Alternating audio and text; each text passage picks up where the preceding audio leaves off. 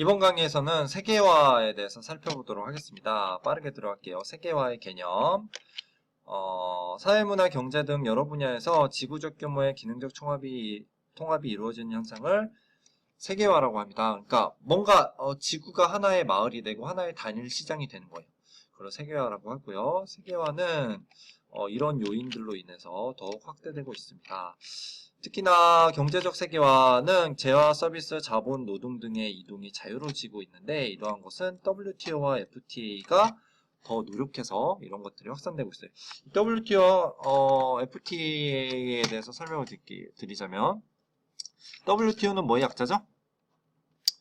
World Trade Organization.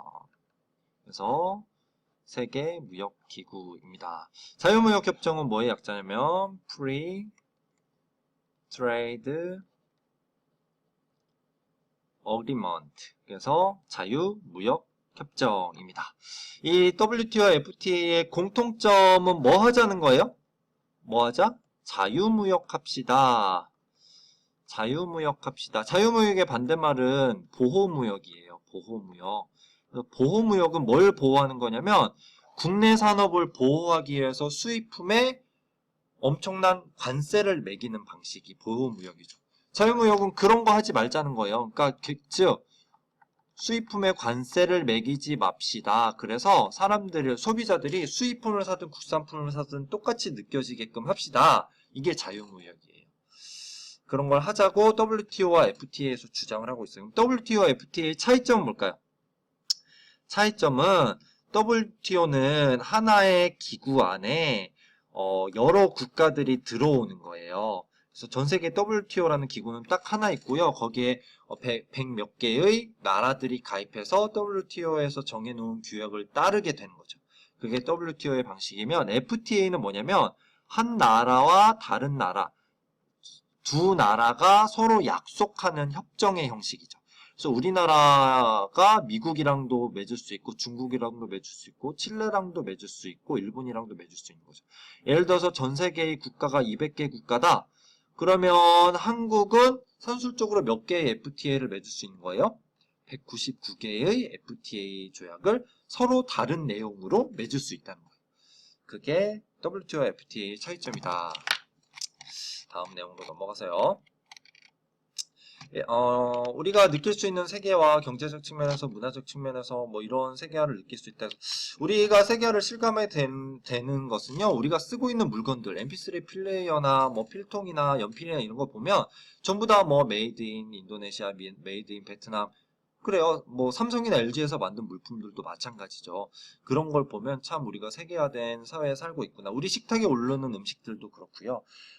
그런데 모든 것이 다 똑같아지는 거는 아닌 것 같아요. 여기 보면 땡땡사 햄버거의 지역별 메뉴 보면 이 맥도날드인데 맥도날드가 각 국가에 들어가면서 그 국가의 문화적 특성에 맞는 햄버거들을 개발해서 판매를 한다는 내용이거든요. 이것도 또 다른 지역적 특성을 살리는 세계화의 방식이라고 할 수 있겠죠.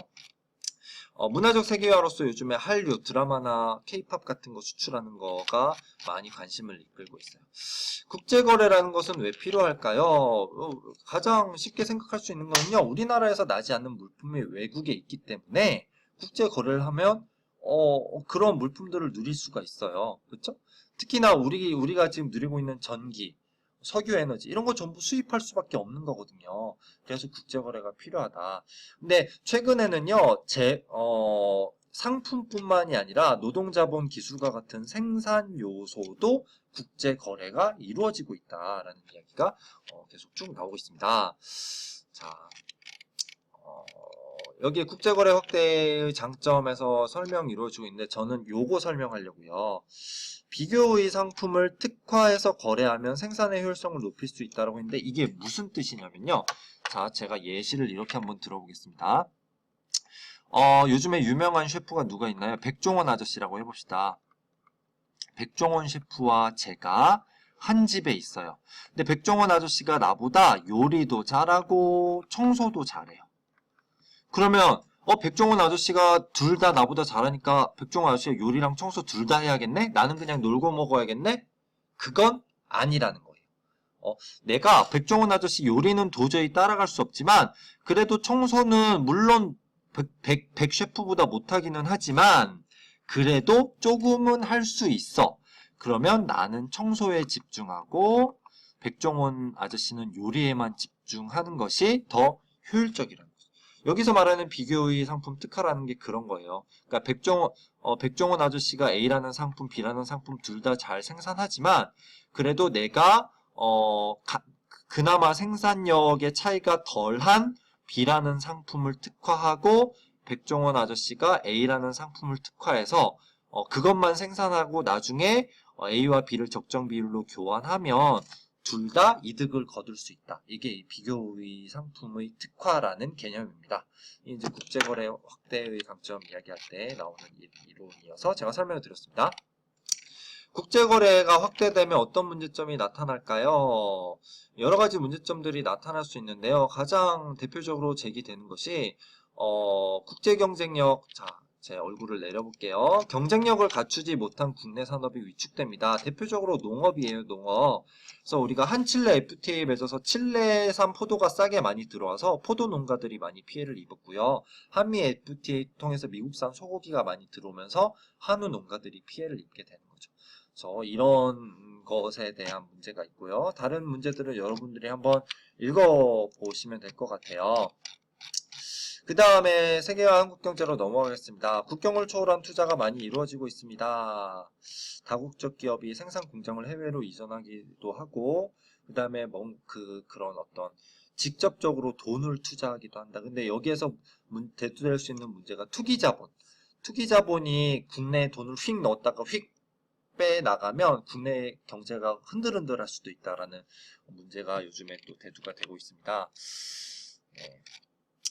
그 다음에 환율에 대한 내용이 나오는데요. 환율에 대해서 또 제가 설명을 드리도록 하겠습니다. 환율은 자 107판을 띄워놓고 제가 설명을 한번 드려볼게요.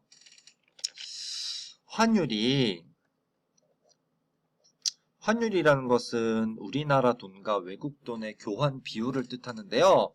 우리나라에서 중요하게 생각하는 외화는 달러예요. 달러. 그래서 보통 우리나라 환율은 원달러 환율을 가장 중요하게 생각을 하는데요. 환율이 상승한다는 것은요. 이런 거예요. 1달러가 원래 1,000원이었는데 이것이 1,500원으로 비싸지는 거예요. 이걸 환율 상승이라고 표현해요. 즉 달러의 가치가 높아지는 거예요. 그거는 거꾸로 말하면 원화의 가치가 어떻게 되는 거예요? 달러에 비해서 상대적으로 원화의 가치가 떨어지는 걸 뜻하는 거죠. 즉 환율 상승 국면이라는 것은 자국 화폐의 가치가 떨어진다는 걸 뜻해요. 그럼 환율 상승이 어떠한 영향을 불러올까요? 예를 들어서 수출을 생각해 봅시다. 수출. 국내에서 3,000원에 판매하는 물건을 미국 시장에 수출해요. 그러면 1달러에 1,000원 하던 시절에 3,000원짜리 물건은 미국에서 몇 달러에 팔려요? 3달러에 팔리죠. 3달러. 그런데 환율이 상승해서 1달러가 1,500원이 됐어요. 그럼 3,000원짜리 물건 수출해서 미국에서 얼마에 팔 수 있어요? 2달러에 팔 수 있죠. 그러면 3달러짜리 물건이 2달러가 됐어. 미국 사람들 많이 살까요? 안 살까요? 많이 사겠죠. 많이 살면 수출이 잘 되겠죠. 그렇죠? 반대 논리로 수입은 감소할 수밖에 없어요. 수출은 늘어나고 수입은 감소해. 그러면 우리나라가 돈을 많이 벌겠죠. 달러를 많이 벌겠죠. 그래서 외환 보유고가 늘어나. 우리 지갑에 달러가 많이 늘어나게 된 거야. 그러면 봐봐. 우리 지갑에 돈이 많이 늘어난다는 것은 화폐의 가치가 어떻게 된다는 걸 뜻해요. 화폐의 가치. 화폐의 가치가 떨어진다는 걸 뜻하고 상대적으로 실물의 가치가 올라간다는 걸 뜻해요. 즉 무슨 말이에요? 물가가 상승해요. 환율이 상승하면 물가가 상승해요. 이게 논리적으로 이해가 가시죠? 자, 그 다음에 이걸 한번 생각해 봅시다. 해외여행을 가려는 사람이 있어요. 해외여행. 미국에서 옷을 하나 사려고 100달러를 환전해 가려고 합니다. 그럼 이 100달러를 마련하기 위해서 원래 1달러가 1,000원 하던 시절에는 은행에서 우리 돈으로 얼마를 바꿔야 100달러를 마련할 수 있죠? 얼마예요? 0에다가 000을 달면 10만 원이죠. 10만 원. 10만원을 환전해야 100달러를 마련할 수 있었어요. 그런데 1달러에 1,500원으로 환율이 상승했어요. 그럼 100달러 마련하려면 얼마 바꿔야 돼? 15만원 바꿔야 돼요. 그러면 원래 10만원만 바꿔도 됐었는데 15만원 바꿔야 되니까 해외 여행을 하는 데 있어서의 부담이 늘어나죠. 그러면 해외여행 가려는 사람이 늘어날까요? 줄어들까요? 줄어들겠죠. 반대로 외국 사람들이 우리나라에 여행 오려는 수요는 늘어나게 되겠죠. 그렇죠? 이런 것들을 여러분들이 한번 이런 식으로 그 예시를 들어서 계산을 해보면 환율이 상승했을 때, 환율이 하락했을 때 우리나라 경제에 어떤 영향을 미칠지에 대해서 다 추론을 할 수가 있어요. 그래서 그 밑에 환율 변동이 어떻게 대응해야 될까? 여기 지금 사람들이 하는 얘기들도 한번 여러분들이 그런 식으로 계산을 해보기를 바랄게요.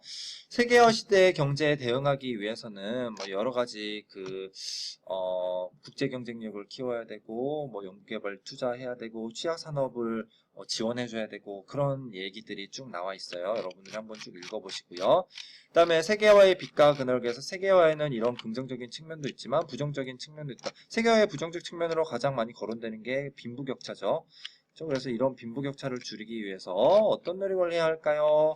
국제적으로 뭐 서로 여러 국가들이 협력해서 가난한 나라를 도와주고 뭐 그런 잘못된 아동노동이나 환경오염 등의 국제적인 문제에 대해서 대응해야 된다. 이런 얘기들을 하고 있습니다. 밑에 공정무역 이야기가 나오는데요. 이거는 이제 요즘에 공정무역 커피나 초콜릿 같은 것들이 많이 출시가 되고 있어요. 이건 뭐냐면 이제까지는 해외에서 수입하는 농산물들이 대기업들, 중간 상인들의 이윤만 많이 생기고 현지에서 그 농산물을 재배하는 농민들은 이익이 얼마 없었어. 그런데 공정무역을 하자라는 것은 그 현지의 농민들에게 많은 이익을 돌려주자. 그런 방식의 국제교육을 공정무역 운동이라고 합니다. 네. 그래서 여기에 있는 초콜릿, 카카오 이야기 한번 읽어보시고요. 이제 학습 노트 활동지 빈칸 채우기 한번 해볼까요? 자, 첫 번째 세계화의 확대 배경. 그래서 다국적 기업의 활동이 증대되고 지역 간 뭐가 증대했을까요? 상호 의존성이 증대했겠죠. 그 다음에 공간적 측면에서 국가 간 인구가 이동해서 무슨 마을을 형성했어요? 다문화 마을을 형성했어요. 우리나라의 차이나타운이 대표적 사례죠. 진단평가, 인구, 물자, 자본, 기술 등이 자유롭게 교류되는 현상, 세계화라고 하고요. 세계화 현상은 WTO 체제와 FTA 확대에 따라 더욱 확산되고 있죠. 우리나라 대중문화가 세계적 열풍을 일컫는 것은 한류죠, 한류. 그 다음에 재화 서비스는 물론 노동, 자본, 기술과 같은 뭐도 거래된다고 했었죠? 생산 요소도 거래된다고 했었죠. 국제 거래를 하면 기술 개발과 생산성 향상이 이루어져서 국제 경쟁력이 향상이 됩니다. 진단평가, 국가 간의 자본, 노동, 기술 등의 거래가 일상화되는 이유는 이를 통해 이익을 얻을 수 있기 때문이겠죠. 그 다음에 국제거래 확대로 인한 문제점을 극복하기 위해서는 수출입 시장을 여러 국가로 다변화하는 전략이 필요합니다.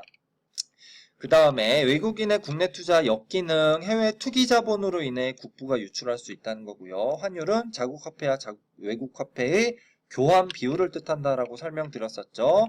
진단평가, 세계화 시대에는 국제거래가 뭐 하면서?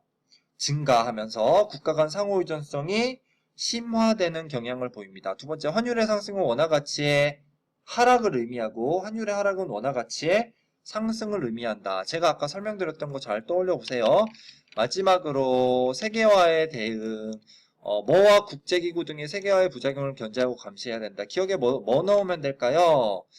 비정부 기구, NGO, Non-Government Organization이 들어가면 돼요. 비정부 기구 교과서에 나와 있으니까 보시고요. 서로의 다양성 및 특성을 존중하는 뭐의 역할과 자세가 필요해요? 세계 시민으로서의 세계 시민의 역할과 자세가 필요합니다. 진단평가, 세계경제포럼 WEF에 대응하여 반세계화를 주장한 포럼의 명칭은 세계사회포럼입니다. WSF. 그 다음에 선진국과 개발도상국 사이에 불공정한 거래를 막고 개발도상국의 생산자에게 정당한 가격을 지불하는 운동을 뭐라고 한다고 했죠? 공정무역운동이라고 한다고 했습니다. 오늘 내용 여기서 마치겠습니다.